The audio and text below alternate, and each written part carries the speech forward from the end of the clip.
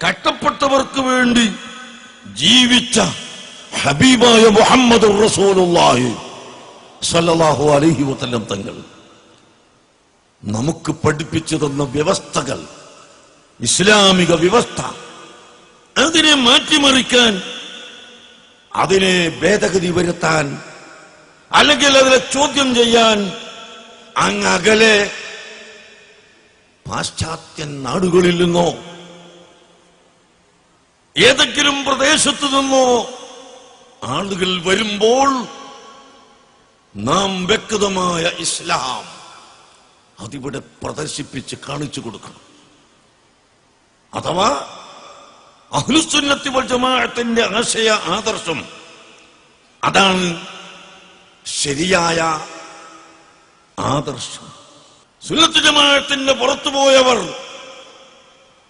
സ്ത്രീകളെ പുരുഷന്മാരെ പോലെ രംഗത്തിറക്കാനുള്ള വെമ്പൽ കൊള്ളയാണ് നമുക്ക് കാണുന്നത്.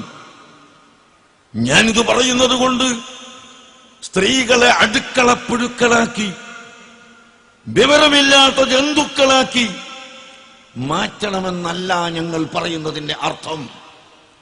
പക്ഷേ പുരുഷന്മാരെ പോലെ സ്ത്രീകളെയും രംഗത്തേക്ക് കൊണ്ടുവന്ന് പ്രദർശിപ്പിക്കുന്ന നയം അത് ഇസ്ലാം അനുവദിച്ചതല്ല, മനുഷ്യത്വം അനുവദിച്ചതല്ല, ബുദ്ധി അനുവദിച്ചതല്ല എന്ന് നാം മനസ്സിലാക്കേണ്ടിയിരിക്കുന്നു. മുഹമ്മദ് നബി സല്ലല്ലാഹു അലൈഹി വസല്ലം തങ്ങൾ അവസാനത്തെ നബിയാണ്. ആ നബി വരെയും ഒരൊറ്റ നബിയും സ്ത്രീ വന്നിട്ടില്ല. നബി തങ്ങളുടെ ഖലീഫമാർ, 4 ഖലീഫമാർ, ഒറ്റ ഒന്നുപോലും സ്ത്രീ ആയിട്ടില്ല.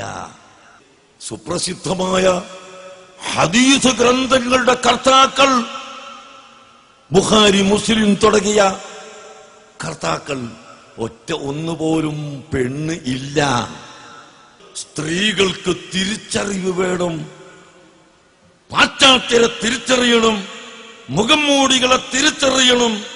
അതിന് പുരുഷന്മാരെ പോലെ സ്ത്രീകൾ രംഗത്തേക്ക് വരണമെന്ന് പറയുന്നത് ഒരിക്കലും ഇസ്ലാം അനുവദിച്ചതല്ല എന്ന് ഞാൻ സാന്ദർഭികമായി പറയുന്നു. ഇസ്ലാമിന്റെ നിയമങ്ങളെയും ഇസ്ലാമിന്റെ തത്വങ്ങളെയും മാറ്റിമറിക്കാൻ ചില പുരോഹിതന്മാർ നടത്തിയ ശ്രമത്തിന്റെ ഭാഗം തന്നെയാണ് ഇത് എന്ന് നാം തിരിച്ചറിയണം. സുന്നത്ത് ജമാഅത്തിനെ ഇവിടെ ഊതിക്കെടുത്തിക്കളയാൻ ഒരു ശക്തിക്കും ഒരിക്കലും സാധ്യമല്ല വളരെ വ്യക്തമായി വിളിച്ചോതുന്നതാണ് നമ്മുടെ ഈ സമ്മേളനം. എറണാകുളത്ത് ഒരു മീലാദ് സംഘടിപ്പിച്ച് ഹുബ്ബുർ റസൂൽ കോൺഫറൻസ് ബഹുമാനപ്പെട്ട സയ്യിദ് മുഹമ്മദ് അലി ശിഹാബ് തങ്ങളെ ക്ഷണിച്ചു. തങ്ങൾ വന്നില്ല. വരാത്തത് അസുഖം കൊണ്ടാണ് എന്ന് ബഹുമാനപ്പെട്ട തങ്ങൾ പറഞ്ഞു. ഖാന സഖീമൻ, ഇബ്രാഹിം നബി അലൈഹിസ്സലാം പറഞ്ഞില്ല ഇന്നി സഖീം. അതുപോലെ ബഹുമാനപ്പെട്ട തങ്ങളവർക്ക് സുഖമുണ്ടായിരുന്നില്ല, അതുകൊണ്ട് തങ്ങൾ വന്നില്ല. ഞാൻ അതല്ല പറയുന്നത്. അപ്പോ എറണാകുളത്ത് ഇതേ നിരക്കുള്ള വലിയ സദസ്സും കൂട്ടിക്കൂടിയപ്പോ ആ സമയത്ത് തന്നെ വെച്ചുകെട്ടി അതിന്റെ സ്റ്റേജിന്റെ മുമ്പിൽ വേറൊരു പാർട്ടി. ഈ സ്റ്റേജിന്റെ വലിപ്പത്തിലുള്ള ഒരു ഹാള്, ഈ ഹാള് നിറയെ ആളില്ല. എന്താണത്? നേരം വെളുത്തിരിക്കുന്നു, ജനങ്ങൾക്ക് നേരം വെളുത്തിട്ടുണ്ട്. ജമാഅത്ത് പറയുന്നവരാരാണ് എന്ന് ജനങ്ങൾ മനസ്സിലാക്കിയിട്ടുണ്ട്. ഞങ്ങളെ സംബന്ധിച്ച് ഐക്യവിരോധികളാണെന്ന് പറഞ്ഞ് മുദ്രകുത്തി ജനങ്ങളിടയിൽ തെറ്റിദ്ധരിപ്പിക്കാൻ നോക്കി, പക്ഷേ സാധിച്ചില്ല.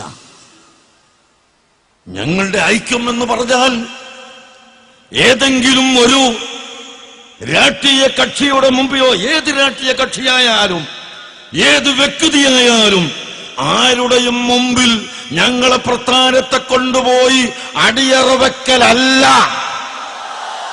അങ്ങനെയുള്ളൊരു ഐക്യം ഞങ്ങൾക്കില്ല.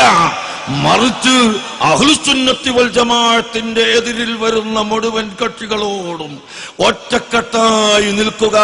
അതിന് തയ്യാറുള്ളവരെല്ലാം സംഘടിക്കുക. നിങ്ങളുടെ സംഘടനയിലിരിക്കട്ടെ, ഞങ്ങൾക്ക് നിങ്ങളുടെ സംഘടന വേണ്ടേ വേണ്ട. സുന്നത്ത് ജമാഅത്തിന്റെ എതിരിൽ വരുന്ന ആളുകളോട് നേരിടാൻ എങ്ങനെ നേരിടുക? നാം ഒരിക്കലും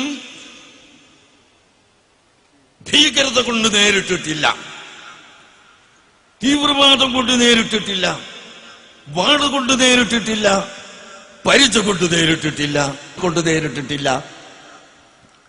നാം നേരിട്ടത് നമ്മുടെ പേന കൊണ്ടുള്ള നേരിടൽ, നേവ് കൊണ്ടുള്ള നേരിടൽ. ഇവിടെ എന്തെല്ലാമാണ് ഇപ്പോൾ പറഞ്ഞു നടക്കുന്നത്. എന്നിട്ട് സുന്നികളെ പേരിൽ കള്ളക്കേസ് കൊടുപ്പിക്കാൻ നടക്കായിപ്പോ പുത്തൻ പ്രസ്ഥാനക്കാർ പോലീസിനെ സമീപിച്ച് ഭീകരവാദികളാണ്, തീവ്രവാദികളാണെന്ന് പറഞ്ഞ് കേസ് കൊടുത്ത് സുന്നികളെ അറസ്റ്റ് ചെയ്യിപ്പിക്കാൻ ശ്രമം നടക്കുകയാണ്.